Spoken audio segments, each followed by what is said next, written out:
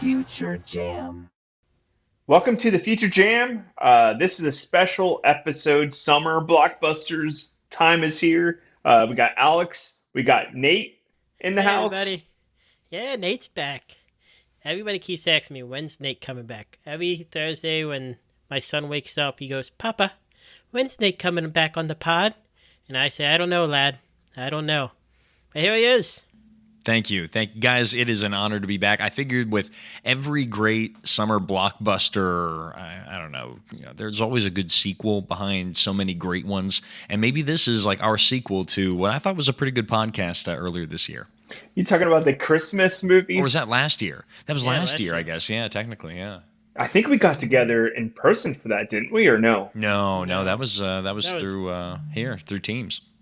Wow, you're right. That was like in the midst of a pandemic. Time does not like mean anything to me anymore. Like it just things that happened 4 months ago feel like it happened years ago. To be fair, you were always like that, so I don't think it mattered. Okay. Yeah. But how you been, Nate? You been good? Yeah, I've been good. Been working hard. I'm moving right now, so I'm I've got all sorts of boxes and.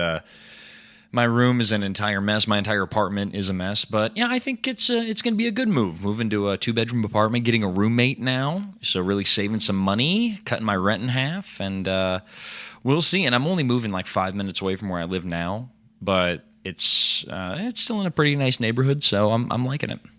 You're getting a roommate and you didn't want to move into my house and watch my kids for me for free when I needed you to? I said, You did offer, but. I don't know, Alex. The one problem that I did have with your offer was that you said that the movie Roadhouse would be on 24/7 in my room, like it would just be like behind a glass screen playing constantly, and I just could not. I don't know. I feel like that'd be a little much. So you were offering a great price, though. I'll give you that. you're saying this as a guy who's never seen Roadhouse. As soon as you watch Roadhouse, you're like, that's a good deal. Okay, the TBD. Good thing is I only signed a year lease, so when the 12 months come around, if the offer's still on the table, we'll talk about it. I don't know about Roadhouse, but this week we're doing a top 5 sci-fi blockbusters. Kind of fits in with the theme of the Future Jam, where we talk a lot about science and technology, and a lot of it could be fictional, fall into that category. But yeah, we got a list of 5. Ours might overlap a little bit, like Alex's and mine, and just like the Christmas episode, you can listen to that one first if you want to know how this goes. Not well. It doesn't go well.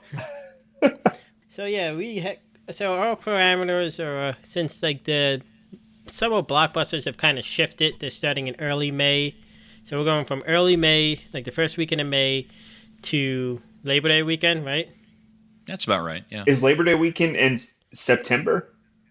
It's the first weekend in September. Okay, cool. Yeah, so I grabbed all my movies within that time frame then. Every movie ever made. Yes. No, just science fiction ones. Who wants to go first on their number 5? I think we should let our guest go first. All right. Well, if you guys insist, I will kick this off with, not a movie that is maybe the highest grossing movie of all time. I don't know. I feel like for all of my picks, it was kind of a mix of how successful it was, how good I think the movie was thought to be from like a critical aspect across the country, maybe even across the world, and how much I just generally like it. And I figured that with the Future Jam hosting, this show and being so polite to have me on, I'm going to start with Back to the Future for my number 5. Back to the Future released July 3rd, 1985. Ended up spending, I think, 11 weeks at the top of the box office, so pretty good for a movie that didn't have a huge marketing budget behind it, but it was kind of a grassroots movement that just kind of spread word about this fun movie about a kid named Marty McFly and a crazy doctor, and I think it's just a fun, feel-good movie that really holds up still, I think, even today. I know you have to kind of give a little bit for some of the special effects, but I think the general course of the movie is still enjoyable to anyone watching it, and I think you guys would probably tend to agree. I think Back to the Future is the tightest time traveling movie of all time. I think it's like there's like no like kind of like loops or like where you kind of have to make excuses for it. Like from beginning to end, everything works in that movie. It didn't make my list, but it is just a phenomenal movie. Yeah, it's one of those movies. There's like tons and tons of fan theories and arguments back and forth about. I've never seen a movie generate so much like discourse on the internet before. Like this is one of the ones that does it. And it's one of the top 15, I think it's maybe the 14th highest grossing trilogy of all time, too. So having a couple other movies that still kind of hold up. I mean, everyone's got their own opinion about 2 and 3, but I think they're all kind of enjoyable still. And if it's on TV, I'm probably going to put it on. I mean, yeah, it's a movie I can watch anytime. I mean, Christopher Lloyd as Doc is just amazing, and who doesn't like Michael J. Fox? You show me one bad Michael J. Fox movie. He's a lovable guy. It's yeah, I agree with you, Alex. It's one of those movies that always has me grinning from ear to ear. It's not on my list. I took a little bit more not realistic approach, but like yeah, that mine was more like I had a stricter view of science fiction, I guess, in my head. Oh, man, Mike, you're going to love my list then, because I am. No, I think everybody's list is going to be different. That's good. I think we're all going to have pretty different lists. All right, yeah. My list, like I thought about Back to the Future, but my list was all about like nostalgia, whatever. Movies I saw actually in the theater and were live for the Blockbuster. It's all but one, which is one probably. I'm still debating if it's my one or two. My list isn't finalized yet, but it's up there. But what's your number 5, Alex? number 5. So we actually kicked this around a little bit. If comic book movies count as sci-fi, I don't know. I think yeah, some do, some don't. But my number 5, I think, is one of the most underrated comic book movies in a long time. Is X-Men: Days of Future Past. I don't know if either one of you guys have seen that. Came out in 2014, made $746 million, the most of any of the X-Men movies. This movie's great. You seen it, right, Mike? Yeah, that was one of the few movies where I actually went back to the theater the same day and saw it again. Damn. Wow, that's high praise. Have you seen it, Nate? I have not, no. Oh, it has everybody in it. They brought back the original guys from the X-Men trilogy, so Patrick Stewart and Ian McKellen's in it. You know, Hugh Jackman's in it. It's just, I think it's another time travel movie where they go back in time. It's like everybody's like all excited since Marvel bought like the X-Men rights from Fox, or they bought Fox. But like Marvel wouldn't make a movie like this. All Marvel like comic book movies are all kind of cookie color. They're all kind of the same. They're all fun. Like this was actually a good movie. The action's great. Like it's just I watched it the other day. It's one of the few comic book movies my wife would actually watch with me. I had it on with her and she wanted to watch it. Like it's just I just love this movie. I think it's really underrated. I think the issue was Apocalypse and Dark Phoenix and it kind of follow up with them, but this and X-Men First Class are phenomenal, and I just recommend people watching X-Men Days of Future Past. Yeah, one of the few like superhero movies that's not just all fluff. There's actually some stuff for you to think about, and it keeps your brain active throughout. Where like, I just don't like brainless action like nonstop, and I felt like it was one of those movies where it kept me thinking and like trying to figure out the plot and what's going on. Yeah, and it is on HBO Max right now if you have that. What's your number 5, Mike? My number 5 is a kind of a sleeper blockbuster. I wouldn't say it's a smaller movie, but my number 5 is Arrival, 2016. I'm not sure if either of you guys have seen it, but it's kind of like a science fiction / thriller movie. And the reason why I put it on the list is because it's rare to see like an actual serious science fiction movie in theaters anymore. Like a lot of them are like less serious, kind of not harebrained, but kind of in the realm of like this is not possible or this is just too fantastical. I just like the idea of there being a possibility of like aliens out there and how they would interact with us if they came to Earth. And I felt like it was kind of a grounded like movie about like how that may occur. It was that the movie with Amy Adams and like Jeremy Renner, was it? Yes. Okay. I have seen. What's it streaming on right now in May of 2021?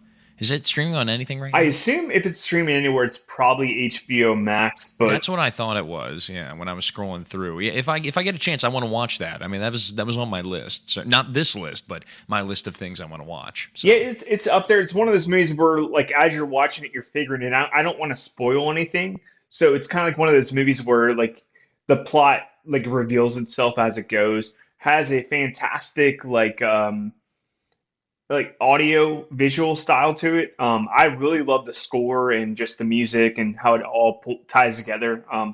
I think it's beautifully shot and just sounds great. So I don't know. It's up there with one of my favorite sci-fi movies in general. But What's your number four, Nate? All right, so my number 4 is, man, I feel like I'm really stretching here on the science fiction part. Definitely fiction. How much science is worked into it, I'm not so sure. But I'm going to go with a personal favorite of mine that opened on May 7th of 1999, and I'm talking about The Mummy with Brendan Fraser, and just a really fun cast of of individuals that you don't really see, at least not. I don't think a lot of them had very long careers after that, at least when they were in the limelight. But The Mummy sparked a number of different movies. You had The Mummy, Return of the Mummy, I think, and then you have The Scorpion King after that, which The Rock was involved with. some of the worst CGI I've ever seen in any movie as well. Yes. That I will give you. I mean, the CGI in that was kind of rough. I personally just absolutely love that series, and I felt like of all things, I just wanted to put this one personal pick out there. I know the Mummy trilogy is on HBO Max right now. Yes, I've watched it many times over, but it's a movie that even when it came out, and I was a very small child, I still remember watching it, and it's rated PG-13, and it's got some kind of scarier scenes maybe for smaller kids, but I didn't feel like it was so scary that it was like inappropriate for me to be watching. I feel like it's still kind of a thriller that the entire family can enjoy, and I really think that that's something that you don't see as much anymore. A good like PG-13 movie that can kind of hold up, but yeah, I'd say The Mummy fits into that for me. And I haven't seen Tom Cruise's The Mummy, but maybe this summer I'll find it in my heart to check it out. I love the Mummy franchise. The first two Mummy movies are phenomenal. The first Mummy movie is just fun. Like, it's a fun action movie. I'm a big Brendan Fraser fan. I think he's great. If you have HBO Max, I recommend checking out Doom Patrol. He's on that. It's like the newest thing he's doing. But the Mummy movies, they're just a good family, like, kind of horror action movie.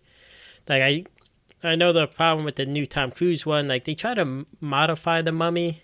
I don't know if it really works. I feel like dating it where the technology is not that great, I think really helps those movies. It is fun. It is creepy. I mean, like, when you see them, like, they suck the guy's souls out. Like, it's still gets you in the scour things, those bugs that crawl in your skin. Oh, yeah. Ooh, that always gets me. But I think those fun movies. What's the actress name in that movie? Rachel Welch, is that it? She's married to... Yeah, it sounds familiar. But yeah, I never really watched any of those movies. But I think I've seen parts of them on like TV, like in passing, and I remember them being fun. And I like Brendan Fraser a lot. So I get the love. I do. What's yours, Alex? What's your number 4? My number 4. It's not a... I don't know if you guys ever heard of it. Came out in '93 on June 11th. It's Jurassic Park. I don't know if you guys ever heard of it. No, never heard of it. Jurassic. I mean, you can say what you want about like the Jurassic World series. I think they're okay. I don't hate them as much as other people. But the first Jurassic Park movie is just phenomenal. I think it's the same thing with like Back to the Future, where like it's like everything that's kind of holds up. Like even like a lot of the effects in this movie holds up compared to some of the movies up my list. But like it's just a good movie. It's like the technology, I know, like maybe not be true now, but it's buyable in the movie. Like you're like, oh yeah, they can get this from Amber. Like you just lose yourself in the movie, and the scenes are cool, and that's everything about the movie's great. It's just one of my top movies of all time. I remember seeing this in the theaters. It was one of my first movies. And Alex, I completely agree with you. Actually decided to put this one as my number 1. Yeah. Really? Oh, wow. Well, just All because it really fits that blockbuster part of science fiction. And we were kind of like more going for the blockbuster aspect of it a little bit. And this is one of the few movies that fits into the blockbuster category for me. And it kind of is like the quintessential blockbuster movie. If you look at it, like every single one of the movies has done tons and tons of like made tons and tons of money. Like the most recent one that came out in theaters, well, not the most recent one, the one before that was, I think, the biggest grossing movie in America ever, or the second. So it makes a ton of money. Well, like Jurassic World, when it came out, people like, oh, people really want to see it, and like I know so many people. Like my mom loves the Jurassic Park series.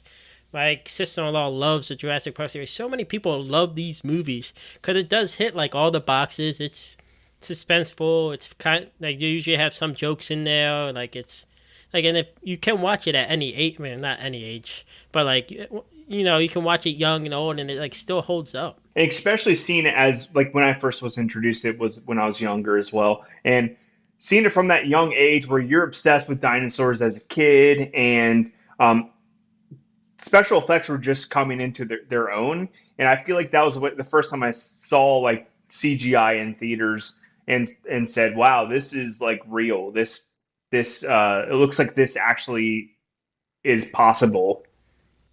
I don't remember saying this, but supposedly, because I was a big T-Rex fan as a little boy, you usually are. When walking out of a movie, I told my mom, the T-Rex comes in and then eats the raptors. I told my mom, "See, I told you the T-Rex was a good guy." Isn't the I think that's one of the dinosaurs is like usually kind of the good guy. I think in the most recent one it was the raptor, right? Yeah, don't making the raptors the good guy, and like the science, like the technology, like the sci-fi stuff is getting like really out there with the new ones, which I don't mind. But I think the new one will be good.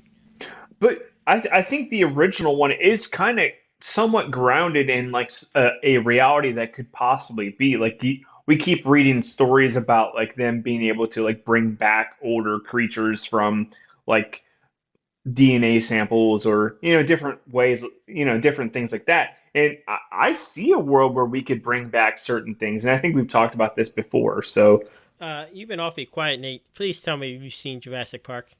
I have seen Jurassic Okay. Park, but what I was going to say is that I didn't watch it when I was a kid. I watched Jurassic Park for the first time, like, I think it was like 3, 4 years ago. So it wasn't that long ago that I got to enjoy it for the first time. But I kind of binged and I watched that. And then I watched I think was it Jurassic World with Chris Pratt? Is that with Yes. Yeah, and I found that to be still kind of enjoyable personally. I know that anytime you have a masterpiece like Jurassic Park is, I think it's a very fun movie. And when I watch a movie like that from like the early 2000s, late 90s, when CGI and effects really were being used a lot more, I try to put myself into the shoes of someone in that time period. Doesn't seem like it's that far away, but obviously CGI has come a long way over the last 20 years or so. So I don't know. I try to give it a little bit of leeway when it comes to that, and it's still just phenomenal. And I think that that's a truly great blockbuster. Did not make my list, and I think it was just because I assumed that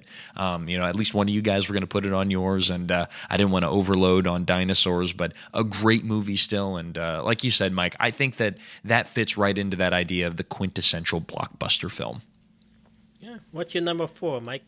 my number four is kind of the same director. Can you guess what movie this is? It's a Steven Spielberg movie. I have 3 guesses. My first, knowing you, might be AI, but I don't think that would be right. Ooh. But I would say E.T. maybe? Yeah, it's got to be something with initials, right? No. AI or ET. No. So I see you guys aren't getting it, and I think this movie kind of flies under the radar a little bit, and I still think it holds up quite well, just like Jurassic Park. But I think it even holds up better just because the effects are so well done. Minority Report. Oh, Ooh, a okay. little Tom Cruise action. Yeah, I love Tom Cruise. I think he's one of the best. Also, this movie came out in 2002, but it doesn't really feel all that dated. It has some really cool stuff in there, like it's a future cop movie, sort of like it's like some of it's far fetched. Well, a lot of it's far fetched, but some of the cool stuff in there is like just like the flying cars, and like the police had these things called six sticks, where they could hit somebody and just make them puke. It was an interesting way to take down a suspect. I don't know. It was just like an invented movie in my eyes. I know I saw it in the theaters, but I don't know if I've seen it since.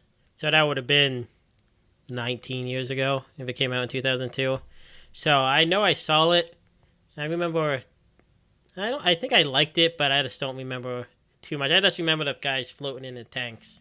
Yeah. So it's a movie about, I'm not going to spoil it too much, but basically they can kind of see in the future a little bit like who's going to cause crimes and they could catch people that way. So it's kind of like you're guilty before you are guilty. So it's an interesting like look at that. Also, I just like a lot of the futuristic tech in it, and I think that's interesting. Like I remember that was like one of the first movies I saw where there was like all these electronic billboards and like somebody walking past a sign and like the sign kind of recognizing you and saying, oh, like directing the advertisement towards the actual person walking by it. So I don't know. It's just kind of an interesting futuristic look at society. Not completely accurate, but it's somewhat in the realm I of understand. possibility. And that's what I kind of like about this list is a lot of my choices are like, yes, I could see this. And when we look at our phones, I mean, today, obviously advertising is directed toward us due to our, our searches and things like that. So you're right, Mike. I could see how that it at least was hinting toward a future like that. So it's not totally off. All right, What's your next one, Nate? Yeah, Nate, you're number 3, right? Yeah, number 3. And Mike, I'm glad that you had a Tom Cruise movie at number 4 because I also have a Tom Cruise movie here coming up next. And I figure that this just worked out pretty perfectly. My number 3 is MI3. So, I mean, I could choose from pretty much any of the Mission Impossible movies, but I ended up going with Mission Impossible 3, which is one with Philip Seymour Hoffman, and Michelle Monaghan's just awesome, and Ving Rhames, and Simon Pegg had been worked into the series by then. And I think that Ving Rhames is in the first one, so he's been around the entire time. But Simon Pegg was kind of a later addition to the series before Jeremy Renner was on the series. But I think that it is just a wonderful movie. It grossed like well over $350 million at the box office, so it's a huge success there. I think that the Mission Impossible movies, I know that they're not like an original, right? The Mission Impossible series has been made many a time over the last several decades. But I think that also, if you can see a trend in my thinking, trilogies and movies that have multiple, series or multiple sequences of them, I find to be a little bit more enticing to make my list. But this one doesn't seem like it's going to end anytime soon. I mean, I watched Mission Impossible. The last one was Fallout, I want to say. MI6, I think. So, and MI7 is going to be coming out, I think, soon. Yeah, I think they just finished shooting MI7 or 6. I'm not sure which one they're on either. But I'm with you, Nate. MI3 was like the one that kind of returned the series back to its like prestige level. Yeah, two was just too long. And I remember that was like one of the movies that were just being constantly on the edge of my seat. There was just it was just exhilarating ride. I don't remember a movie like that. Like it's hard to find movies that are just like you're on the edge of your seat throughout the whole movie. Yeah, because I remember 2 bombing and then going to see 3, and I wasn't really excited for it. We were just going as like a family. My dad was taking us. And it's like, I think it's the only Mission Impossible I saw in the theaters, but I loved it. It's a really good action movie, and I think that's what they kind of moved more to instead of like the getting bogged down a lot of more of like the spy stuff. And I also love how they have all that crazy technology they use within the plot line, and they all use it to like kind of help themselves. Yeah, they always have so many cool gadgets throughout the entire series. And of course, like the Mission Impossible, I guess, I don't know. I mean, you guys would say it's the whole facial, like the face masks that they wear is probably like the most unique, or I guess the trademark gadget that they use. But Mike, and you guys talk about movies, of course, quite a bit. And you guys have watched way more than I have. But, talking about how 2 was not so successful and then 3 comes back and is, do you think that the director, I mean, the change of director there is pretty significant. You go from, I think John Woo did number 2 to then J.J. Abrams doing number 3. And I just feel Abrams, and I don't know much about Woo and what else he's done. I mean, he must have done some pretty great stuff to land MI2, but MI3, I feel like J.J. Abrams is just a bigger movie. His movies belong on a big screen, I feel, and they sit better. Yeah, John Woo was mainly just lots of action movies, and I think he was mainly inspired a lot by like kung fu movies and like Sure. a lot of Asian Japanese inspired movies, I believe. And that fits into Mission Impossible a little bit with the action, but I don't know. What do you think, Alex? I wonder if Tom Cruise got a little bit more say in 3, because now it seems like he gets a ton of say and gets to do these crazy stunts that he kind of wants to do.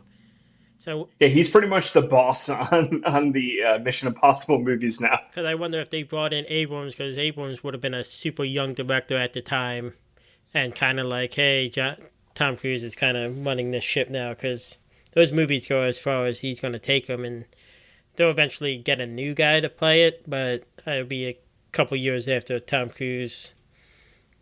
I don't want to say dies doing a stunt, but it's He's almost died a bunch of times doing stunts, and I think he sees himself as like an ageless person, and he's going to try to keep doing this role as long as he possibly can. I mean, that's why he's the world's most, I guess, successful actor as far as, money goes. That's why he gets paid the really, really big bucks because, A, yes, he does do all of his own stunts, but B, I mean, he's also been, again, like you said, Mike, in so many huge summer movies, be it of course, the big action movies, but also, of course, like the romantic comedies. He's kind of done it all. So, but anyways, that's my number 3, and I could have chose most any of the Mission Impossibles, but that one definitely takes the cake for me. so I know Mike's gonna hate my number 3, and I know it did not make his list, and I don't admit that this is like a very good movie, and I know a lot of people hate it, but I love this movie. I saw it as a kid. I had the soundtrack to it. It's starring Bruce Willis and Ben Affleck and Liv Tyler and Owen Wilson and Michael Clark Duncan and Steve Buscemi. It's the classic Armageddon that came out on June 30th, 1998. Wow. It made $553 million. I know the technology doesn't really hold up and all, but when I think summer blockbusters, I think that's these kind of action-packed, somewhat of a premise movies that are kind of over the top and fun for the whole family, and Armageddon just fits that bill for me. You said dumb for the whole family I said or fun? I said great for the whole family. I know you wouldn't. I knew you Oh. weren't gonna like it, but it is. I think it's a sci-fi movie. I don't know if you ever seen Armageddon. I have not, no, but I know all of those actors you listed off, so I don't know how you could have a bad movie with that, but apparently it's possible, Mike. No, I wouldn't say as a movie itself it's bad. Like it does the goal of what a movie should be. It's entertaining, and I think that's why a lot of people like it. But it's just so dumb, but it's entertaining. So I'll let it slide because it's entertaining, but it's the dumbest entertainment you can really get. Yeah, it's like your Day After Tomorrow. It's like those big like the disaster movies, your San Andreas and all. But this was like the one I saw. I would have been 8 when it came out, about to be 8.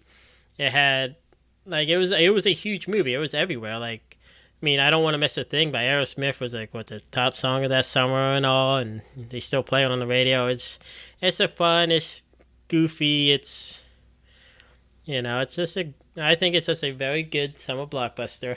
I know a lot of people hate now. Yeah, so there's Apollo 13. That's like on the one end of the spectrum, and then on the completely opposite end of the spectrum, way down there is yes, I'm not going to even mention the name. Armageddon. Yes. That's so good. Like it's and I'm like, getting tired of this. Let's move it on. That's a terrible joke. It tries to pull you at your heartstrings and all. And but I forgot Billy Bob Thornton's in it. It's a long list of actors. It's just a summer blockbuster. They couldn't make a sequel or anything to it. So it's part of the reason I liked it. I'm surprised they didn't make a sequel. Because that was back in the age when they had like countless sequels for all these types of movies, and Michael Bay is known for making tons of sequels with how many Transformer movies? Oh, who knows? Did he do 3 of them and then 4 of them? And then No, somebody took over I the think rest? he's done 5. I thought about the first Transformers because the first Transformers is actually a really good movie.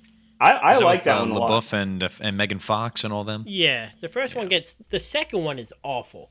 the second one is a bad movie, but I think I like, and then three I think has some really good action scenes, but like the second one I think just kind of ruined the trilogy, kind of just put like a stop, kind of like what's that movie, Last Jedi, where just kind of put a damper on the whole trilogy and tried to rebound from there. Last Jedi sucked.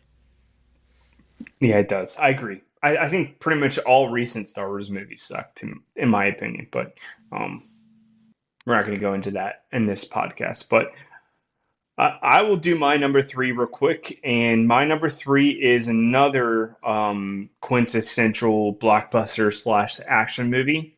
And that is Terminator 2.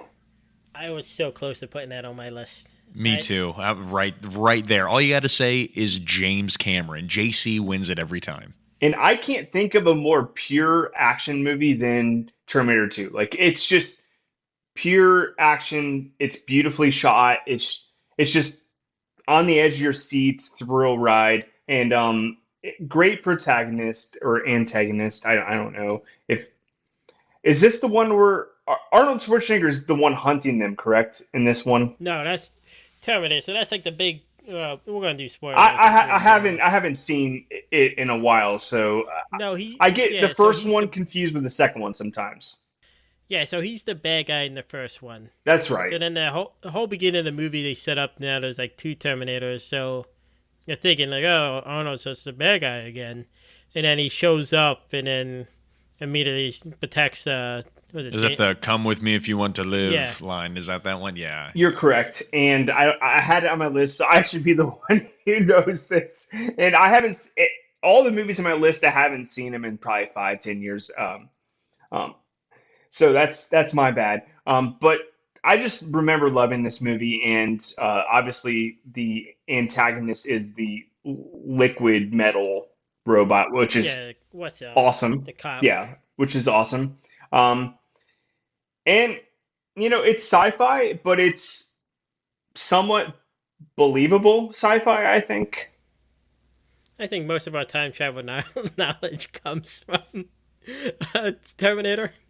Time is cyclical, and I think like most people, the idea of time travel comes from the Terminator movies. I wouldn't say the time travel part is believable. I'm more talking about like the future is taken over by robots. That's like a theme that's kind of popular. I still think whatchamacallit holds up perfectly well. The car chase with the Mack truck, kind of towards the beginning. That whole sequence, because it's all practical, it just holds up. That's the thing, is pretty much the whole movie's practical, so all of it holds up for the most part. The liquid cop, some of that can get a little iffy at times, but for the most part, I think the whole movie holds up, and it's still up there with the greats as far as action. And like you said, James Cameron just is the king of summer blockbusters. He has two of the top grossing movies ever, Titanic and Avatar. Yeah. So.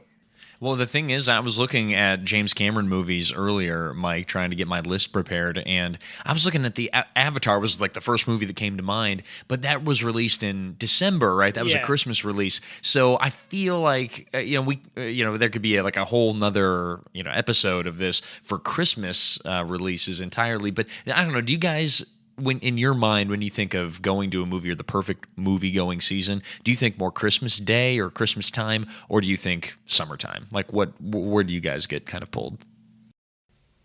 I think I like a lot. I remember going more to the movies in like the Christmas time.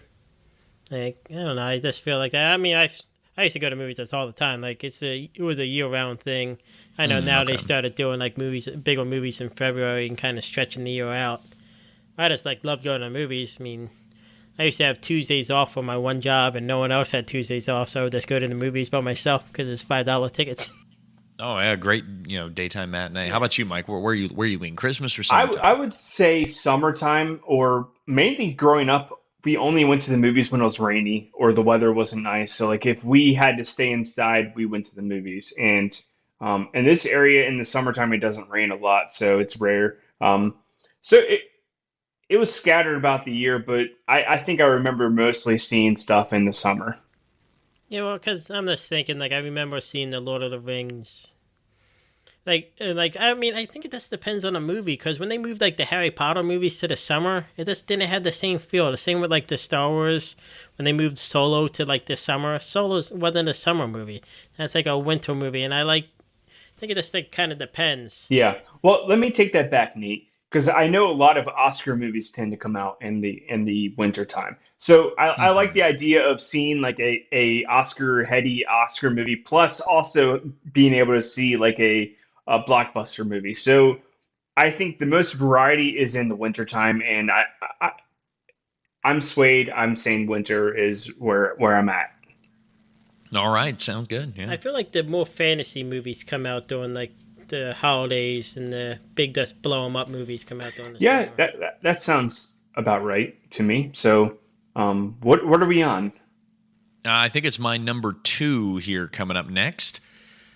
And you were talking about the Terminator 2 for your number three, Mike. But I'm going to go with one that I think might have had a sequel, but I never watched it, and I didn't hear very good things about it. So I'm just going to stick with the one and only Independence Day, the 1996 smash hit with Jeff Goldblum, Will Smith, of course, and I'm trying to think. Bill Pullman, I think, Yes, is in I that love too. Bill Pullman.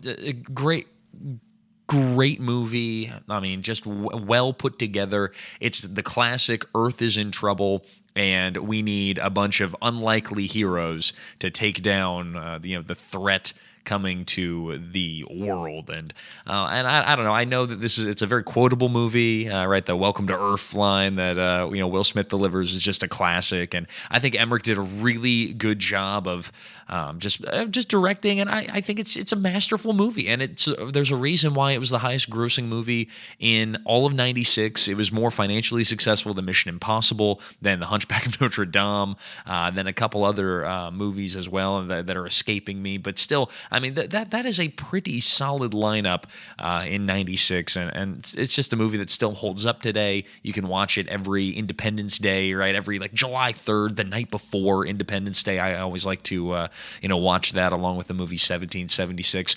Two totally different movies, but at the end of the day, it all gets me ready for the holidays. So I'd say Nate, that's my number I two. agree that it's a great movie. It's one of the few movies where I could say it's perfectly cheesy. Like it's perfectly cheesy. Like Yes, it's like you sure, have to yes. nail cheesy just right for it to be like classic. And it's a classic cheesy sci-fi movie. But it's executed so well that it's not like, oh, like this is stupid. This is like entertaining cheesy.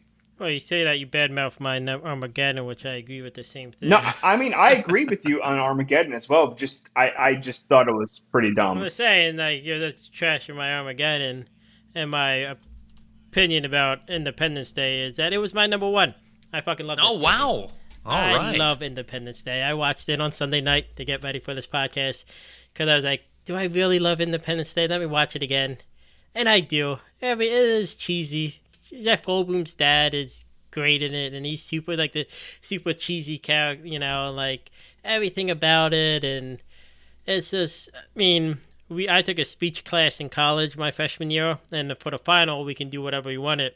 So I gave Bill Pullman's speech at the end of Independence Day as That's my a popular final. speech for people to Um, read off like at like graduations or like best man speeches. I've seen that so many times. It's hilarious how many people read it off. it's such. It is. I mean, it made Will Smith a star. Like, this made him a movie star. I mean, it kind of just solidified Jeff Was it before Goldblum. Men in Black? I think it. Okay, It was the okay. year before Men in Yeah, Black. Yeah, like, Men in Black Dang. came out So like Will Smith '97. really did have like a good 2 years there. yeah. Some argue he had a really good, like, five. Like 20 years, but yeah. I mean, for a while he was super bankable, and then until what, After Earth, I think was like kind of his first bomb. But like, it is just like, I mean, like, I just remember like seeing this movie in the theaters, and it was just like, it was everywhere. Like, you constantly saw the White House just being exploded. Like, and like, it's just, the aliens look cool. I think they still hold up. Like, how the aliens work, I think still is a cool idea. Uh, like, you buy, like, he doesn't do much in it, but you do buy Jeff Goldblum as like a Yeah. leading man because he's bigger than Will Smith, and like size wise, so you like buy him, and like I don't know, the whole scene when they're in like the cockpit at the end and they're smoking the cigars, and I was like, "Hey, goodbye," and they're just waving to him, about to blow him up. It's like one of those perfectly executed formulaic movies. Like they have like this formula to it, and they keep like recreating it over and over and over again to lessening degrees. But yeah, this nails it. Well, that's the thing. I think that's the thing about Independence Day, and even like that Independence Day, even Jurassic Park, Armageddon. Like these movies, like they're not breaking the mold, but they're just so good at what they're trying to do. There's so many shitty movies that try to do these things. Like Day After Tomorrow is supposed to be one of these movies. It's the same director as well. It's not good. Yeah, yeah. It's just like it's not good. Like they're missing out, and like so many movies try to do this, and it's not good. And like it's just this movie hits on every little thing, and it's a long movie, but it moves fast. And like I'm surprised Nate doesn't watch like the July 2nd segment first, and then wait till the July 3rd and watches that segment, and then on the 4th of July watch that segment of the movie, and go by each day. No, I don't have that kind of time. No, absolutely not. So I think you need to do your number two, Alex. So my number two is the only movie I didn't see on my list, and like this is the one I was saying that didn't come up on like the top summer blockbusters, and I think it's because it came out on May 25th, which would have been before like the normal, like now we say blockbuster season's beginning of May. But it's another one that really in the vein of all these movies that has been really overdone lately, and it has a ton of sequels and TV shows, is the original Star Wars 1997, which is one of the original blockbusters, one of the original sci-fi. I mean, it made I don't want to say it made sci-fi movies, they've been around, but it was like the first one that really, yeah, for some reason, was something. like I didn't put it on my list, and I don't know why. I think I had a hard time like putting it into the sci-fi category because to me it's more like a fantasy. Like I kind of categorize it in my brain as like a Lord of the Rings, but you know, You know, it's like always at the sci-fi conventions. I know it is, but like there's nothing in it that's like scientifically like even remotely accurate. But Yeah. What, gravity, lightsabers? like Yeah. there's gravity in space. There's yeah, hyperspace. There's sound in space. It's just a fun action movie, and I agree that you could categorize it in sci-fi, but for some reason it's just like it's one of those things that's its own thing to me. Like I put it in its own bubble as like a world of its own, like kind of like Lord of the Rings. Like Middle Earth is like separate from Earth; it's a world of its own. Completely makes up its own rules, and like everything in it is its own, contained thing. And I feel like that's what Star Wars is. It's its own world, and it makes its own rules, and it doesn't like obey our rules and our ideas of things. I agree, but I still think it falls in that sci-fi Yeah, yeah. fantasy category. And I think people give it a hard time too. I mean, I know that it was kind of it was the first of like the newer Star Wars movies, I suppose, right after the original Yeah. trilogy. I think it gets kind of a bad rep, but I don't think it deserves You're it thinking of entirely. Phantom Maybe Menace. it's just This me. is the original. This is Oh, you're talking. I thought you said 1990. 1977. I thought you said 1997. 1977. Oh, you said 77. Okay, I thought you were talking Phantom Menace. I still will stick up for Phantom Menace, but yes, A New Hope No, I definitely think is a That's tier why I above pushed at my least. list to 5, because I thought this was in there. And I mean, I'm not as obsessed with Star Wars as a lot of people are, but I do think the original trilogy is phenomenal. I think this one, like the original Star Wars movie, kind of set the tone for all these sci-fi movies, especially like in the 80s when like sci-fi movies kind of blew up. It was because Star Wars came out in 77 and made a ton of money, and that's kind of changed the game. And the first Star Wars movie, maybe a little slow, but it's still like I think it still holds up. Like the storyline's good, it's solid enough, and it's fun. And I mean, I always consider Star Wars why people love it so much, because it is really like the first action movie you watch as a kid. It really is that, and to me, Indiana Jones. Yeah, Indiana Jones is another one. It didn't make my list because I don't consider it sci-fi. It's not. Any final thoughts on Star Wars, Nate?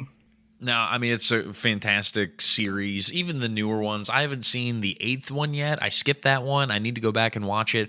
I've heard great things about The Mandalorian. I have not watched that yet. I will get around to it. But, I mean, it's Star Wars. I mean, George Lucas is phenomenal again. I've been really heavy on the director talk today, but it makes the difference when you've got someone like that at the helm. And it's a big reason why it's, I'm sure, a lot of people's number one, not just their number two. So good pick, Alex. Thank you. No, thank you to Mike. Well, I agree that it's a great movie, and it's probably in my top 25. But for some, in my head, it's not. No, I agree with you. I think, but like I think with the space travel and all that stuff, I think a lot of people do No, consider yeah, this a yeah. science fiction. I'm making a very strict definition of science fiction in my head, just for Yeah. no reason, all just to be difficult. My What's your number two then, Mike? Willy my number Wonka. two is another James Cameron movie, and can you guess? This is the second time, and see if you guys can guess this one. I don't think it's Titanic. Terminator 1. Oh, what? No, I don't want to say Aliens. Alex, you're correct. It's Aliens. Really? Oh, wow. Yep. So my number two, sci-fi summer blockbuster is Aliens, and it's kind of like one of those. The reason why I'm kind of putting it on the list is because it's completely opposite of like the first one that came out. So the first one was kind of like a slower movie that kind of built up like the suspense throughout. And I know we've gotten lots of arguments over the years about How much the first one sucks? yes, and I don't agree with that statement. But you like Aliens, right? Yeah, everybody does. Yeah, Yeah, it's correct. more, I think it's what made the series like blow up. It's the more action packed, the more fun. Yeah, I agree. And the reason, another reason why I'm putting on this is because I love the not realistic look because it's we don't know like if this is going to take place in the future, but it kind of like makes you believe it's real because all the technology is grimy and used, and people are actually working in space, like digging and like they have their jobs in space. Like people live and it looks lived in. Like it's a world they created and it looks lived in, and they unlock this danger that's just otherworldly, that's just unstoppable, and it's like man versus uh, a better man, sort of. Well, this is the thing about James Cameron, which I think a lot of people don't like about him. James Cameron is very like detail focused. Like everything works. Like you might not like his movies, like you might not like Avatar, but like kind of the not like I want to say the science behind it, but like everything works in that world. Like the technology and all works in that world, and everything has to make sense to him. I heard a story when they were doing the Universal ride in Florida. They asked James Cameron to help on it because it was for Terminator, and he was like, "Yeah, I'll help you on it." And they're like, well, it's going to be like a time travel ride. And he's like, oh, it's going to be this one. So, yeah, we want to use the T-100s from the movie. He's like, no, at that time period, there will be the T-50s. It would be a different one. It would be a bigger model. Like, and he's like, you have to use this one because that was what would be in that time period. Like, he wasn't just going to be like, oh, it's an amusement park ride. They can do the one from the movie. He's like, no, in that time, in this timeline, they would be this type of Terminator. And, like, that's, like, the type of guy he is. And that's why I think, like, when he builds these worlds, like, everything kind of fits in him, and he's like, and like I heard like he's just like so into it, and like everything makes sense, and like that's why his movies kind of hold up storyline wise, the ones that he has done. Hey Nate, have you seen Aliens at all? I have, yeah. So I have not seen any. I've seen Aliens, or wait, no, I've seen Aliens, and then I saw Alien The best versus one. Predator, and I guess Aliens vs Predator was more like, I think I was like maybe 11 or 12 when that came out, so it was like heavily marketed, and like I was watching a lot of TV, so like I remember that one probably the most, because yeah, the other two I don't really think I watched when I was younger. I think I watched both of those maybe like a year or two ago. I like the Alien series significantly more than the Predator series, at least. But I would say that probably that fits. I would say, Mike, with James Cameron again at the helm, you've got every piece of that movie going to have so much detail on it. There's a reason why everything that he touches turns to box office gold. He could do anything. What's the latest movie that he's done, Mike? Do you know? Avatar. Is he working on like a sequel to James to that? He's made Avatar 2, 3, 4, and 5 all at once, and I think they're coming out in 2-year intervals. So 2024, 2026, 2028, and 2030, I believe. They keep pushing it back. So he's just going to own the next this decade of summer blockbusters, or at least he's trying to. 2 is filmed. I think are they done 3? I think they filmed all of them back to back, but that was the original plan. But I'm not sure if they stuck with it. But at least that's the plan.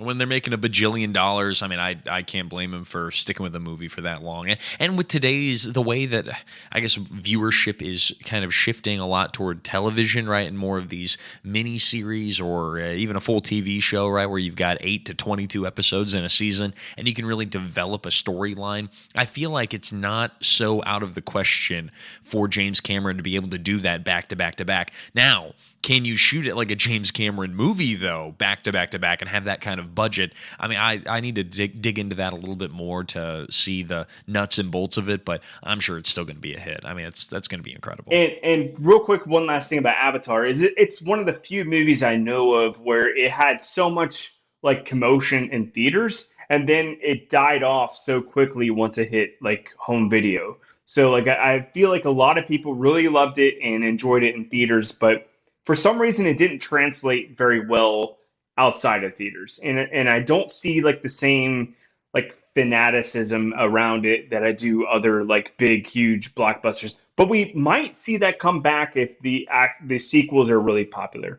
And do you think they come back in 3D like the first one? I think they're working on some new tech, and I think that's why it keeps getting pushed back, is they're working on some new ways, some new tech for the theaters, I believe. I think the first Avatar still probably is the best visual movie I've seen in the theaters. I would say number 2 is probably Interstellar, but the first Avatar, I wouldn't say the first one, but Avatar is probably the best looking movie I saw in the theaters, which kind of started the whole 3D craze, but all these other movies weren't doing 3Ds. Like Avatar was actually doing it that enhanced your vision. This was just like, hey, it's 3D now. Some stuff might be coming at you.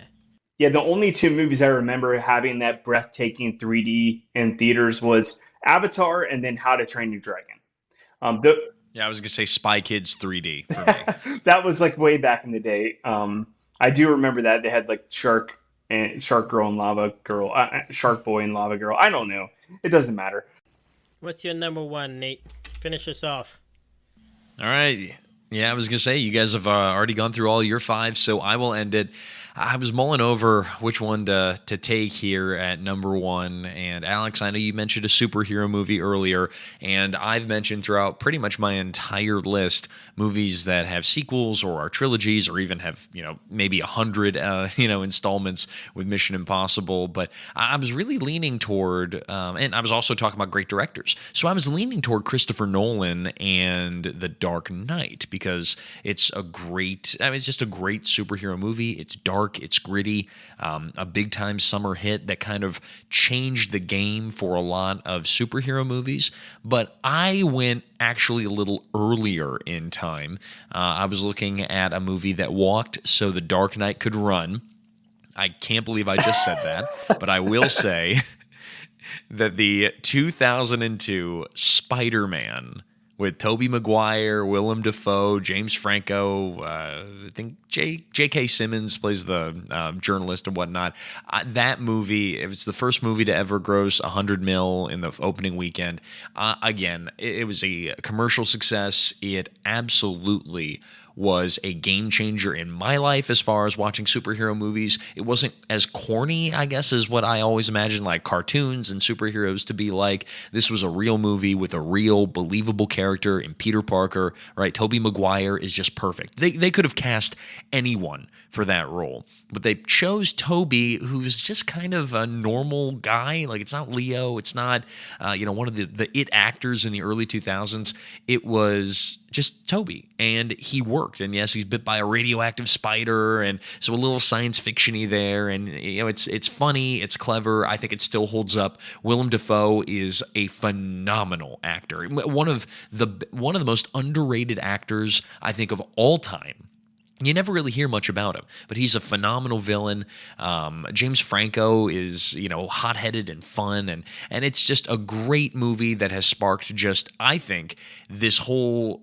I think it at least laid the foundation for this giant superhero wave that we see every single movie season now with, of course, the Avengers, and you've got all this stuff going on right now. Of course, you mentioned earlier, Alex, X-Men and The Dark Knight. We've got all sorts of great superhero movies, but I think you got to go back to '02 for I completely Spider-Man. agree with you, Nate. Like, I like the second one the best, but both of them, like first and second one, are like amazing superhero movies. And I love those early ages, the early time of superhero movies where it's not like a huge universe of characters. Like, Spider-Man is the only superhero in this world. It's not like a unified, like there's not Thor, there's not Captain America, there's not all these other characters they fog down the plot. It's just Spider-Man, and he's like in a small neighborhood, and he's like your friendly neighborhood Spider-Man. And it's just, it's simple, it's well made, and I just love it. And then they came back with you like you were saying, like Doc Ock in number 2, and it was still great and made, again, just ungodly amounts of money. I was reading how much money it made each theater on average, and on the opening weekend alone, or on opening day alone, it made an average of over $10,000 per theater, right? So if you're doing that, that's pretty solid. That's a pretty packed house probably for each showing throughout the day. And that's just something that I don't know if we're going to see a lot of that anymore with things going to streaming and stuff. But it was a huge hit. And when I think of Blockbusters, especially for me when I was a kid, I would have been 8 years old, I think, when that came out. So it was pretty big for me too. Yeah, I agree with everything. I love the movie. It's phenomenal. It's actually Spider-Man. Don't get me started on the new Spider-Man movies where like, oh, Spider-Man can't be Spider-Man without Tony Stark. We have to put Tony Stark in everything. Mostly why the new Marvel movies suck. It's just great. Tobey Maguire is Peter Parker. I still think he's the best Peter Parker. I don't know if you watched the 90s Spider-Man cartoon shows, Nate. You might have been a little young. I didn't. On Disney Plus, it's great. And like, there's kind of like that. It's like Spider-Man. He was actually Spider-Man. He was just your local neighborhood Spider-Man. Green Goblin's great, bad guy. It's everything about the movie just works. And I love how the plot doesn't have to revolve around the whole world is at stake and everybody in America is going to die. Like, it's more of like a personalized story, and I like that in a superhero movie. Yeah, it's his origin story. It's not the fate of the world's at risk. He's trying to stop Green Goblin, who is his friend's his friend's dad. And the second one, I remember seeing all three of those in the theaters and how excited I was for all three of them because they were events. Like, there was a reason why Sony bought the rights to Spider-Man and not all the other guys, like comic book guys that Marvel has. That's why X-Men and Spider-Man got sold off to Fox and Sony, and they're like, oh, Marvel, you can stick with Iron Man, because they were the lesser superheroes. The big money makers were Spider-Man and X-Men. Yeah, Spider-Man movies make as much money as like close to an Avengers movie, and that has all the superheroes in it. So yeah, I completely get it. And also, another thing that's interesting about the first two Spider-Man movies is it's hard for comic book movies to do like a romantic like connection in any way, and it's not done. If you watch superhero movies, it's really not done in hardly any of them. and Kind of forced in. it's kind of forced in, and the connection in the Spider-Man, the first three, or I'd say two, it's pretty natural feeling, and it actually feels like good. But you don't get that feeling in like that, not rom-com, but like kind of like a romantic, uh, action flick. That combination rarely happens, and when it does, it's not usually great. Yeah, and Kirsten Dunst. I mean, you got to give Kirsten Dunst the nod there for being a just phenomenal young leading lady who just steals the show. And I feel like you're right, Mike. When you're watching these mega superhero movies today, the leading women in these movies usually are superheroes, and there might be like I can't think of a romantic interest really that any of them have had, but they're usually too busy like fighting. They're too busy fighting, at least, to be on the, I guess, romantic aspect of one of those films. But yeah, I think she does just a great job, and she and Tobey Maguire just they work. It just works. But I liked the third Spider-Man. I know a lot of people didn't. It was just like a train wreck because the studios wanted all this stuff in there, and they kind of forced it in there. But I thought it did had some cool special effects. Sandman, I thought was really cool in there, and then Venom, when he was Venom, was cool. But yeah, that's a great movie. Like, I thought about putting it on my list. I would have put two, like Mike, because I remember that one more, and like the hype around that one. But like, yeah, because like, yeah, you had the Batman movies with Michael Keaton and all, and then they kind of died down with Batman and Robin. And then Marvel always forget that they had Blade as their first black superhero.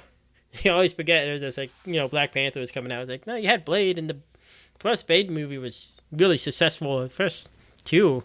Third one, and like all three of them were good. Yeah, from this tech standard, also, Spider-Man is probably one of the few movies where like the main character is a CGI character, and he didn't really get that in the movie. Like, it looked pretty well done. Like, you didn't like think that you're looking at like a completely computer generated like character throughout the whole movie.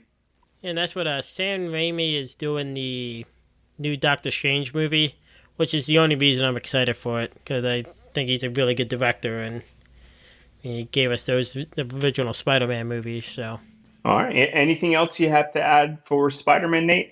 No, you can, just close the book on this one. I think it was a good little list there, guys, for all of us. I really enjoyed that, and we had a lot of variety, I feel. Yeah, only movie that overlapped at all was Jurassic Park, correct? Or was it Jurassic Park and Independence Day? Okay. Yeah, Armageddon was your secret number one, Mike.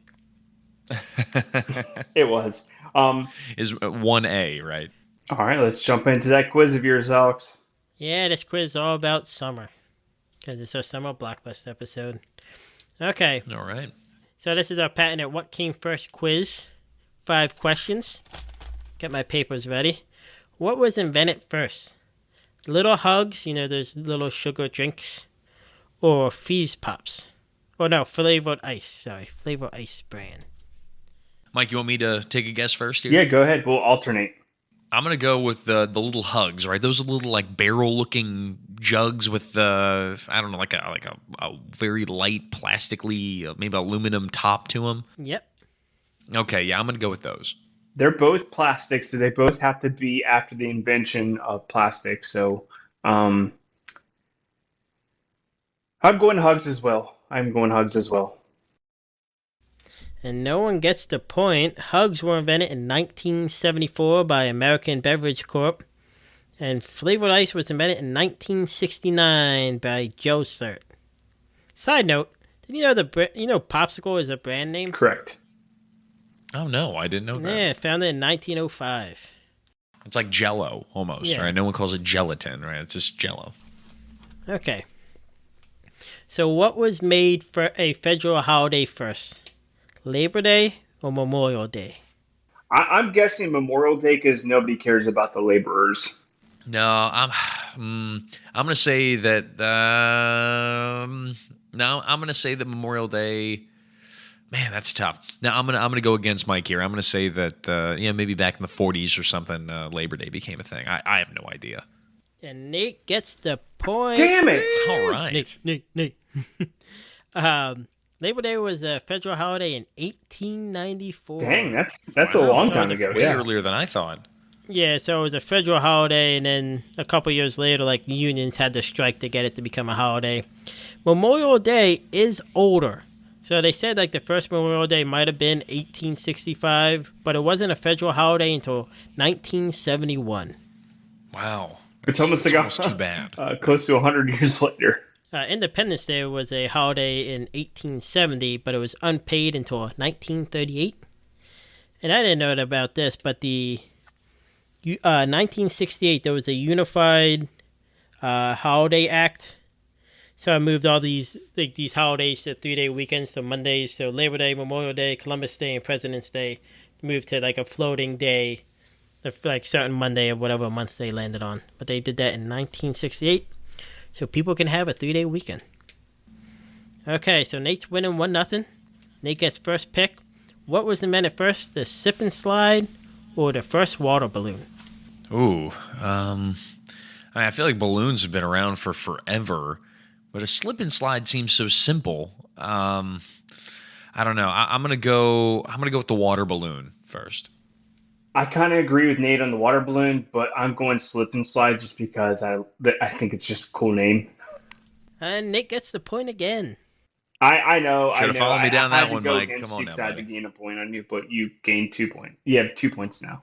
So the first water balloon was created in 1950 by Edgar Alan Poe? Ellington. Or no, Allington. Okay. I guess he was trying to come up with a solution for trench foot, which I guess is just where your foot is constantly wet. And Yeah, happened in World War One a lot. Yeah. So he wanted to create a waterproof sock, so he was using latex at the time, and then realized he got frustrated one time and filled it up with water and threw it and exploded, and he liked the way it looked.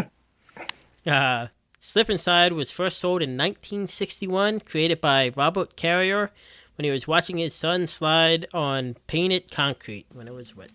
Sounds like a jolly good time. Number 4. What has been around longer? Nathan's Coney Island hot dog eating contest or MLB's Midsummer Classic? This is your pick, Mike. I'm going in the hot dog eating contest. I'm going the World Series. Well, Wait, the Midsummer Classic, the All-Star game? Yep. Oh, yeah, I'll still go with the All-Star game. Screw it. I won't totally shiest Mike out of a chance to gain a point. Because I have no idea also. So. Nate gets the point again. Oh man, a landslide. This is going Watch like out. the last quiz where I didn't have any points. So the Midsummer Classic was first had in July 6th of 1933 at Comiskey Park in Chicago, Illinois. And the South Side, that's right. AL won 4-2. So the Nathan hot dog eating contest was originally told to have the first one on July 4th, 1916. So the story was 4 immigrants wanted to show that who was more patriotic and decided to have a hot dog eating contest. Wait, that's older than Nate's. But it turns out Motorboy Maz Oh. then admitted to that he faked that story and that the original competition started in 1970. Oh, sorry. Damn Mike. it. I do tend to like the idea that 4 immigrants got together and say, you know what, no, I love this country more, and I'll show you by shoving 26 or probably I'm gonna say back then they weren't shoving like 80 hot dogs down their gullet. It's probably like 12 hot dogs. Still, I don't think I could eat 12 hot dogs. In how long is the hot dog eating I competition? think it's 10 minutes. Oof, man, that's tough. I might be able to, but I would not move for probably a week afterwards. I believe in you, Nate. 12 hot dogs? Maybe. I don't know. Well, maybe you know what? This summer we might have to try it. Well, Alex did try to eat a 1-pound Reuben. It was a 5-pound. Okay, that's more. 1 pound I could have easily handled. That's true. I ate 2.5 pounds of that Reuben sandwich. How much of the fries or the fry did you eat? Was it the potato pancake? That Yeah, the got you? potato pancake, yeah. Well, yeah. Well, they did a potato pancake and then the Reuben and the mozzarella, the sauerkraut. I was going to say mozzarella and Thousand Island wall on the sandwich. So the potato pancake was actually on the Reuben. I still think it was the best Reuben I've had at Izzy's. That Thousand Island sauce, I think, would do me over. I think if you held the Thousand Island sauce, you probably could have gone further. It was mostly bread. The bread's so big. Yeah. That's true. Yeah, I was gonna say for anyone listening, I guess, right, that's not from the Cincinnati area, Izzy's is a local chain of Jewish food, and it is awesome. One of my favorite, if you can call it fast food. I don't know if you can call it fast food, but it is definitely one of my favorite stops in Cincinnati. Yeah, but they had a 5-pound Reuben sandwich, and it was the biggest letdown of my life, and Mike never lets me live it down. Every chance he gets to bring it up. I ate 2.5 pounds of it. I was happy. That's still pretty impressive. You should have did it. I know you thought Me? about it. I would Yeah. never do an eating contest. I just don't like that feeling of being extra full. Okay, our final question. Nate has officially won. Mike can't catch him. Unless I make this point, I'll make this one worth 5 points. Okay. What came first? Copper tone sunscreen or off-brand bug spray? Man, that's tough because Like off. I don't know. We've been the brand off, not off brand, but the brand off. Bug spray.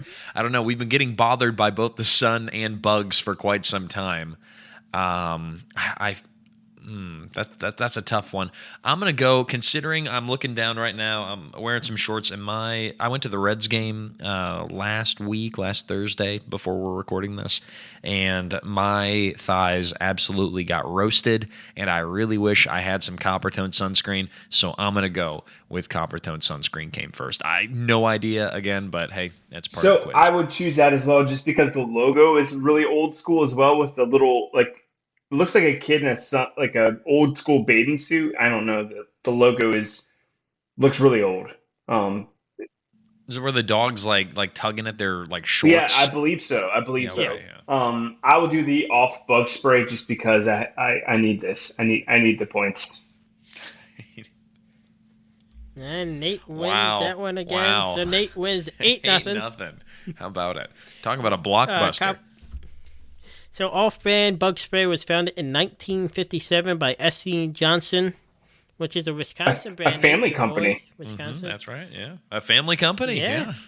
They've been themselves for around 135 years. They own like everything, like Glade. They just look at all the companies that they own. Coppertone was founded in 1944 by Benjamin Green. Before they had that girl whose like underwear was getting pulled down by the dog, they had an Indian chief, and the slogan was "Don't be a paleface." Was it really? Yeah, that did not last long. Probably for the best. Yeah, I was like probably for the best. Yeah, there were complaints by Native American tribes, and so they decided to get a new mascot, which worked out better. Although those symbol is one of the most iconic like advertisements, everybody knows it. So, but that's it. Good job, Nate. Thank you. It's good to get a dub. Mike got me back in the Christmas quiz, I think, so I had to come back to life here during the summertime. You came back with a vengeance. A vengeance. We're gonna have to do a round 3 and actually do one in person. Every good summer movie has a trilogy, so I don't see why not. Yeah, we'll have to do round 3. Yeah. Except for Independence Day, I should say. Except for Independence Day. So Nate, before you head off, what do you have in the plans for your podcast that you work on? And do you have a whole? We didn't say this in the front, but Nate actually has an entire network that he runs. It's kind of a network. It will be, hopefully, we'll expand, and we can start really bringing in other shows, maybe even the Future Jam and Future Works. Who knows? We'll talk about it. But yeah, we've got a lot of cool stuff over at Stoveleg coming down the pike. So when this episode releases, the True Crime Cast episode will be really the main focus, at least for us here, this early part of the summer and the late part of the spring. We've got Chris Jericho, the wrestler, coming on to our show to talk about a true crime happenstance that he really was interested in, and just getting to that level, just getting to talk to someone like that, to have him on our show is just unreal. And I never grew up really being a big wrestling fan, but I know Jamie Boggs, who is a host of our show, and he is a massive Chris Jericho fan. And when they when they interviewed him, and he called him and whatnot, Jamie called me and said that he felt like he was going to throw up the entire morning. So it's a big deal to have him on, and really big thanks to him for stopping by and, giving us, I think 2 hours of his time is what it ended up being. So That's amazing. That's amazing, man. That's amazing. he recorded one episode for our feed, and then Jamie and John get to go on his show, and they've already recorded it and stuff. So a little 1-for-1 on that side. And then Mysteries of the Ohio Valley, another true crime show, but that kind of dives more into the paranormal stuff too sometimes. That comes out. First episode will be on June 2nd.